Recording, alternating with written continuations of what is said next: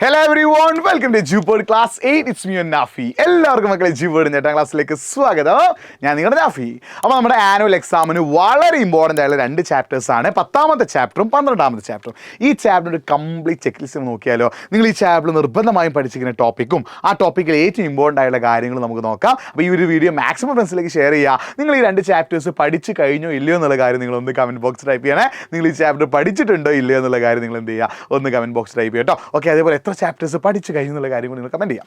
Okay, അത് 10ാമത്തെ ചാപ്റ്ററാണ് Europe on the world map അഥവാ ലോക ഭൂപടത്തിൽ യൂറോപ്പ്. ഈ ഒരു ചാപ്റ്ററിൽ ഇത്രയും ടോപ്പിക്കാണ് നമുക്ക് ചെക്ക് ലിസ്റ്റ് ആയിട്ട് വരുന്നത്. അതിലൊന്ന് നമ്മൾ എന്ത് ചെയ്യുന്നുണ്ട്, യൂറോപ്പിൻ്റെ ജിയോഗ്രഫിക്കൽ ഫീച്ചേഴ്സ് അഥവാ ഭൂമിശാസ്ത്ര സവിശേഷത. നിങ്ങളുടെ ക്രിസ്മസ് എക്സാമിന് വളരെ ചെറിയ മാർക്കിന് ചോദിച്ചൊരു ചാപ്റ്ററാണിത്. അപ്പം ആനുവൽ എക്സാമിന് ഒരു 4 മാർക്കിന് നിങ്ങൾക്ക് എന്ത് ചെയ്യാം, ഈ ചാപ്റ്റർ പ്രതീക്ഷിക്കാം. അപ്പം നിങ്ങൾക്ക് ഈ യൂറോപ്പിൻ്റെ ജിയോഗ്രഫിക്കൽ ഫീച്ചേഴ്സ് അഥവാ ഭൂമിശാസ്ത്ര സവിശേഷത 4 എണ്ണമാണ് അല്ലേ. നോർത്ത് വെസ്റ്റേൺ ഹൈലാൻഡ്സ്, വടക്ക് പടിഞ്ഞാറൻ കുന്നുകളുണ്ട്. നോർത്ത് യൂറോപ്യൻ പ്ലെയിൻസ്, പിന്നെ ഉത്തര യൂറോപ്യൻ സമതലങ്ങളുണ്ട്. സെൻട്രൽ അപ്ലാൻസ്, മധ്യ ഉന്നത തടങ്ങളുണ്ട്. ആൽപൈൻ മൗണ്ടൻ സിസ്റ്റം, ആൽപൈൻ പർവ്വത വ്യവസ്ഥയുണ്ട്. അപ്പോൾ നിങ്ങൾ ചെയ്യുന്ന ഒരു അടി ഇത് നിങ്ങൾ എന്ത് ചെയ്യുക, ഒരു പേപ്പറിൽ എഴുതി വെക്കുക. എന്നിട്ട് നിങ്ങൾ ഏതൊക്കെ ടോപ്പിക്ക് പഠിച്ചു എന്നുള്ള കാര്യം നിങ്ങൾ എന്ത് ചെയ്യണം, ഒന്ന് ടിക്ക് ചെയ്ത് തരണം കേട്ടോ. അപ്പോൾ ഇത് ചിലപ്പം ഇതിൽ ഏതെങ്കിലും ഒന്ന് മാത്രം നിങ്ങളോട് എന്ത് ചെയ്യും, എക്സാമിന് എക്സ്പ്ലെയിൻ ചെയ്യാൻ ചോദിച്ചേക്കാം. ഇല്ലെങ്കിൽ ഇതിലേത് 2 കമ്പയർ ചെയ്യാൻ ചോദിച്ചേക്കാം. അപ്പോൾ ഈ ടോപ്പിക്കുകളൊക്കെ പഠിച്ചു വെക്കുക. ഈ ടോപ്പിക്കിൽ നിന്ന് 1 മാർക്കോ 2 മാർക്കോ ഒക്കെയുള്ള ടൈപ്പ് ക്വസ്റ്റ്യൻസ് എന്ത് ചെയ്യണം, എക്സാമിന് ചോദിച്ചേക്കാം. പിന്നെ യൂറോപ്പിൻ്റെ ക്ലൈമറ്റ് അഥവാ കാലാവസ്ഥ, ആർട്ടിക് തുന്ദ്ര ക്ലൈമറ്റ് ഉണ്ട്, സബാർട്ടിക് ടൈഗർ ക്ലൈമറ്റ് ഉണ്ട്, ഈസ്റ്റേൺ ക്ലൈമറ്റ് കിഴക്കൻ യൂറോപ്യൻ കാലാവസ്ഥ, വെസ്റ്റേൺ ക്ലൈമറ്റ് അഥവാ പടിഞ്ഞാറൻ യൂറോപ്യൻ കാലാവസ്ഥ. ചിലപ്പോൾ ഈസ്റ്റും വെസ്റ്റും കിഴക്കും പടിഞ്ഞാറും കമ്പയർ ചെയ്തുകൊണ്ട് നിങ്ങളോട് എന്ത് ചെയ്യും, എക്സാമിന് ക്വസ്റ്റ്യൻ ചോദിക്കും. അല്ലെങ്കിൽ Arctic and sub Arctic, Arctic ഉപ ആർട്ടിക് കാലാവസ്ഥകൾ കമ്പയർ ചെയ്യാൻ എക്സാമിന് ചോദിക്കും. അവിടെ കാണുന്ന ചെടികൾ, മരങ്ങൾ, മൃഗങ്ങൾ, അതൊക്കെ ഞാൻ പഠിച്ചു വെക്കാം. ചിലപ്പോൾ ഈ മെഡിറ്ററേനിയൻ ക്ലൈമറ്റ്, മെഡിറ്ററേനിയൻ കാലാവസ്ഥ മാത്രം എന്ത് ചെയ്തേക്കാം, എക്സാമിന് ചോദിച്ചേക്കാം. പിന്നെ ശ്രദ്ധിക്കണേ, 3 ടൈപ്പ് ഫാമിംഗ്, 3 ടൈപ്പ് കൃഷി രീതികളുണ്ട്. ഏതൊക്കെയാണ്? ഇൻറ്റൻസീവ് ഫാമിംഗ്, തീവ്ര കൃഷിയുണ്ട്. എക്സ്റ്റൻസീവ് ഫാമിംഗ്, വ്യാപക കൃഷിയുണ്ട്. മിക്സഡ് ഫാമിംഗ് അഥവാ മിശ്ര കൃഷിയുണ്ട്.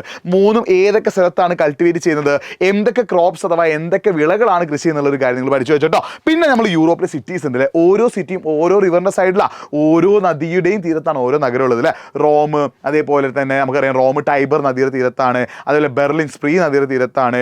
ലണ്ടൻ തേംസ് നദിയുടെ തീരത്താണ്.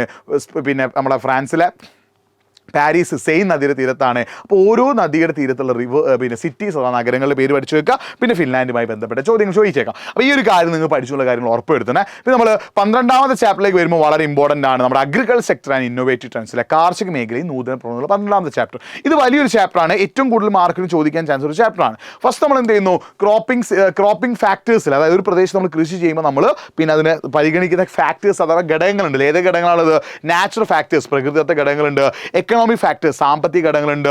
സോഷ്യൽ ഗവൺമെന്റ് പോളിസീസ്, അടിസ്ഥാന സൗകര്യങ്ങൾ, സാമൂഹിക ഘടകങ്ങൾ, സർക്കാർ നയങ്ങളൊക്കെ ഇതിൽ വരും. അപ്പോൾ നമ്മുടെ ടെക്സ്റ്റ് ബുക്കിൻ്റെ ചാപ്റ്റർ തന്നെ വലിയൊരു പേജിൽ ഒരു ടേബിളിൽ ഫാക്ടേഴ്സ് അഥവാ ഘടകങ്ങൾ എഴുതി വെച്ച് നിങ്ങൾ കണ്ടിട്ടുണ്ടല്ലോ. അപ്പോൾ ഇത് നിർബന്ധമായിട്ട് പഠിച്ചു വെച്ചോ, എക്സാമിന് ചോദിച്ചേക്കാം. അടുത്ത ഇതാണ് മോണോ ക്രോപ്പിംഗ് അഥവാ ഏകവിള കൃഷിയുണ്ട്. മൾട്ടിപ്പിൾ ക്രോപ്പിംഗ് അഥവാ ബഹുവിള കൃഷി, അതായത് different types of cropping systems അല്ലേ, വിവിധ തരം കൃഷി രീതികളുണ്ട് അല്ലേ. അപ്പോൾ ഈ ഒരു സാധനം പഠിച്ചു വെക്കണേ. മിക്സഡ് ക്രോപ്പിംഗ് മിശ്രവിള കൃഷി, ഇന്റർ ക്രോപ്പിംഗ് ഇടവിള കൃഷി, sequence cropping, relay cropping, crop rotation വിളപര്യം, അതേപോലെ തന്നെ മൾട്ടി ടയർ ക്രോപ്പിംഗ് ബഹുനില കൃഷി, റട്ടും കൃഷി.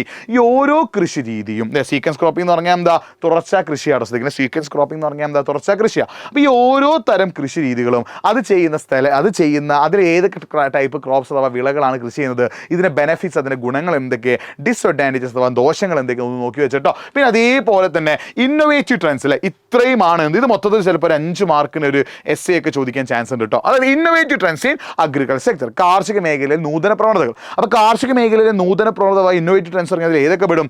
റെയിൻ ഷട്ടിൽ ഫാമിംഗ്, മയമറ കൃഷി വരും, പോളി ഹൗസ് ഫാമിംഗ് വരും, പ്രസിഷൻ ഫാമിംഗ് അഥവാ കൃത്യത കൃഷി വരും, ഡിജിറ്റൽ ഫാമിംഗ് അഥവാ ഡിജിറ്റൽ കൃഷി വരും, വോട്ടേൽ ഫാമിംഗ് അഥവാ ലംബ കൃഷി വരും, ഓർഗാനിക് ഫാമിംഗ് അഥവാ ജൈവ കൃഷി വരും. പിന്നെ അതേപോലെ തന്നെ അഗ്രികൾച്ചർ സെക്ടർ അഥവാ കാർഷിക മേഖല നേരിടുന്ന വെല്ലുവിളികളുണ്ട്, അത് നിങ്ങൾ നോക്കി വെക്കണം. പിന്നെ നമ്മൾ എന്ത് ചെയ്യുന്നു, ഈ ആഗ്രോ ബേസ് കോട്ടേജ് ഇൻഡസ്ട്രി അഥവാ കുടിൽ വ്യവസായങ്ങളെ കുറിച്ച് പഠിക്കുന്നുണ്ട്. പിന്നെ അതേപോലെ തന്നെ അഗ്രികൾച്ചർ മാർക്കറ്റ്, കാർഷിക വിപണികളിൽ അതിൽ റൂറൽ മാർക്കറ്റ്, ഗ്രാമീണ മേഖലയിലെ വിപണികൾ പഠിക്കുന്നുണ്ട്. ഹോൾസെയിൽ മാർക്കറ്റ്, മൊത്തം വ്യാപാര വിപണികളെ കുറിച്ച് പഠിക്കുന്നുണ്ട്. പിന്നെ അഗ്രികൾച്ചർ മാർക്കറ്റ് ആൻഡ് ഫാമേഴ്സ്, കർഷകരും കാർഷിക മേഖല തമ്മിലുള്ള ബന്ധത്തെക്കുറിച്ച് ചോദിക്കുന്നുണ്ട്. അതേപോലെ തന്നെ ഈ അഗ്രികൾച്ചർ മാർക്കറ്റ് അല്ലെങ്കിൽ കാർഷിക മേഖല നേരിടുന്ന ചാലഞ്ചസ്, വെല്ലുവിളികൾ എന്ത് ചെയ്യാം, എക്സാമിന് ചോദിച്ചേക്കാം. അപ്പോൾ ഇങ്ങനെയുള്ള ക്വസ്റ്റൻസ് ഒക്കെ എന്ത് ചെയ്യും, ഈ ഒരു ചാപ്റ്റർ ചോദിക്കാൻ ചാൻസ് ഉണ്ട്. അപ്പോൾ ഇതാണ് ഇത് വളരെ ഇമ്പോർട്ടൻ്റ് ആണ് 12ാമത്തെ ചാപ്റ്റർ. ഇത്രയും ടോപ്പിക് നിങ്ങൾക്ക് ചെക്ക് ലിസ്റ്റ് ആയിട്ട് വരുന്നില്ല, ഞാൻ ചെറിയ ഭാഗങ്ങളൊക്കെ വട്ടിട്ട് വെച്ചിട്ടുണ്ട്, അത് നന്നായിട്ട് നോക്കി വെച്ചോ കേട്ടോ. അപ്പോൾ ഇത്രയും ടോപ്പിക് നിങ്ങൾ പഠിച്ചു എന്നുള്ള കാര്യം ഉറപ്പ് വരുത്തുക. നമ്മുടെ മുന്നിൽ സമയമുണ്ട്, നന്നായിട്ട് പഠിക്കുക, ഉഷാറായിട്ട് പഠിക്കുക, സൂപ്പറായിട്ട് പഠിക്കുക. അപ്പോൾ അടിപൊളിയായിട്ട് പഠിച്ചാൽ നിങ്ങൾക്ക് എന്ത് കിട്ടും, ബെസ്റ്റ് റിസൾട്ട് കിട്ടും. മറ്റൊരു വീഡിയോ ആയിട്ട് വീണ്ടും കാണാം. ഇസ്മീൻ നാഫി സൈനിങ് ഓഫ് മക്കളെ. ബൈ.